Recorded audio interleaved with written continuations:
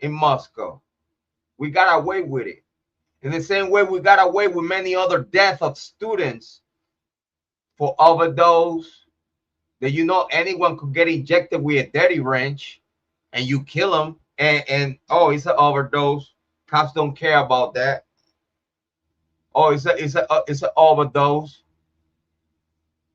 Oh, this guy was drunk and he was found on the creek under a bridge.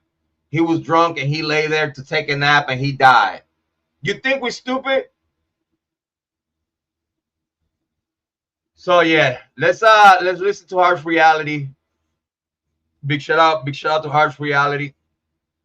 We really appreciate everything that he does for the true crime community. And let's make sure that everyone goes and subscribe to Harsh Reality. Get him to 200,000 subs. Get him to 200,000. Harsh Reality deserve it. So let's listen to Harsh Reality finally landing the Idaho 4 Bryan Kohberger case in the best way that only him could do. Big shout out to Harsh Reality. Big shout out to the 40 people watching. You are listening to the On Point Rick and Jrod On Point. I'm very happy for everyone to be here, and it's a historic day. Jrod On Point gets validated by Harsh Reality. Let's continue. Well, hello there. How is everyone? I hope you're all well. You beautiful, beautiful, amazing, wonderful people. It is, what day is it? It's Sunday. Sunday, the day of rest for some people. Not me, and probably not you either. By the way, this video was three days ago. I'm running late on the content again. This is my comeback. I'm fully back. So you're gonna see more live streams. I'm still working on the live stream for Friday 12 a.m. I'm gonna be on the big channel talking about the Charlie Kirk case. There's a lot of things about that case. So let's get back to Harsh Reality and the Idaho 4. Let's continue. If we're being honest, you're looking absolutely amazing. I'm getting straight into the meat and potatoes because today I'm going to address two questions that have been posed to me recently, one as recent as throughout the night. In this video, we're going to be talking about my actual theory on what I believe potentially happened the night of the Idaho 4 atrocity. And then later on in video 2, we're going to be answering the question, if Bryan Kohberger admitted to this crime, did an interview, and basically gave all the details, said this is how I done it, this is why I did it, would that be enough? So, you see, with that said, I'm gonna answer that. Hold on, let me big shout outs.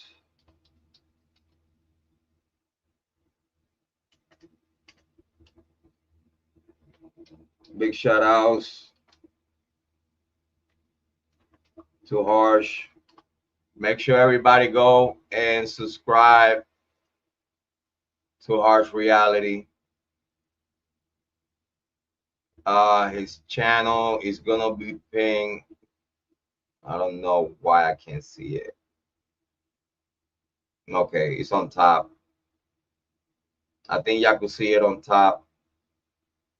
I don't know, the thing is glitch.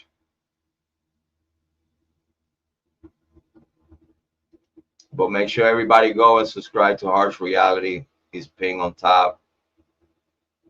But I'm gonna answer that. If for Bryan Kohberger to come to Legacy Media, give an interview and say that he's the killer, if that was the case, that he come and say everything that he say must match the evidence. For him to say that he's the killer, he have to literally come up with details that will match exactly what the state prosecution has. What's the problem with it? That the state prosecution didn't have nothing. So it's nothing that Bryan Kohberger could tell you that it will match anything the prosecution has because the prosecution didn't have nothing. So anything that Bryan Kohberger tell you, like Bryan Kohberger cannot tell you that he committed this crime because it's nothing the prosecution has in this case that it will indicate that the information that Bryan Kohberger would provide in that interview is correct. Why? Because they don't have nothing. Bill Thompson told you to the 100%. Big shout out to Helmy Rhonda. Thank you for being here. I appreciate it.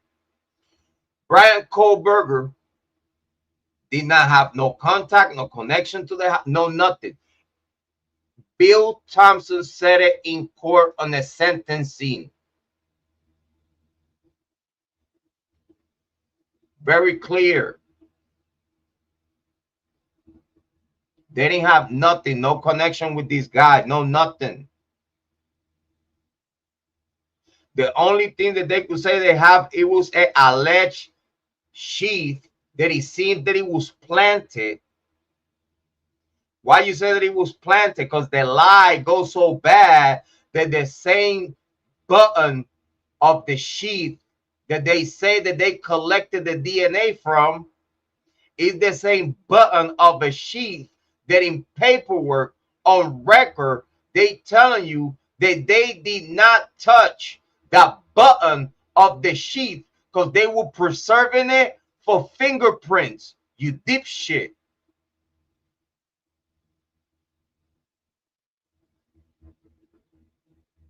So they've been lying to you for years through the whole pre-trial and everything. Legacy media telling you, oh yeah, they got the DNA from the button of a sheath that they literally told you in documents that we see with our own eyes that they preserve the button of the sheath for fingerprints. You know what happened after you run fingerprints on that sheath?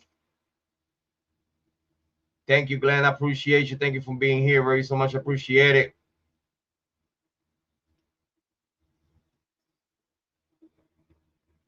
You know what happened when they get fingerprints out of that button of the sheath?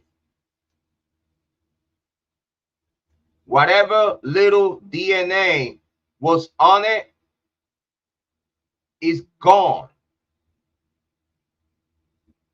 With whatever little bit of DNA they say they have, you swap once, whatever is on the cut and swap, that's what it is. Bang, bang.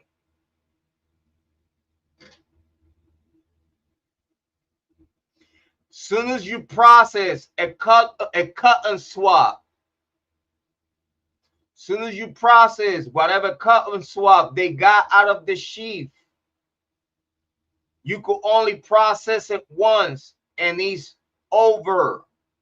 Whatever you got out of it is over. It got ran twice. It got ran and worked twice way before the FBI got it and then amplify it. Like how the fuck the sample? How the fuck you amplify a sample?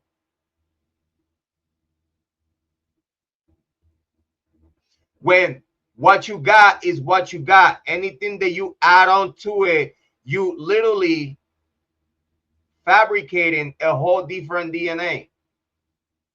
If you altering and amplifying a DNA, you creating a whole different DNA.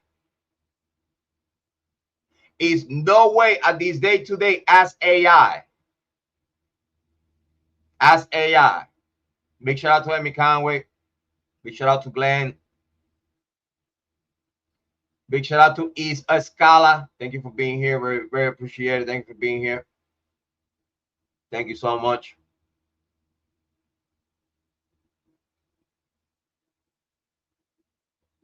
It's very simple.